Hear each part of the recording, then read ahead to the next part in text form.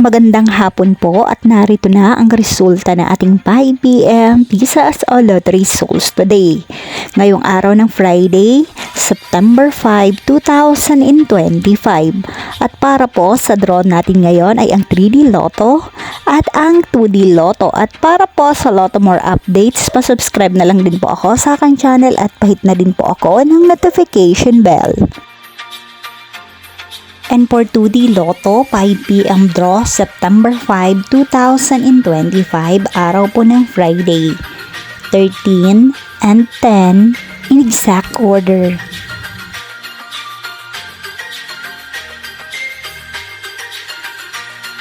And for 3D Lotto, 5 p.m. draw, 8, 5, and 5 in exact order. Maraming salamat po sa inyong panonood.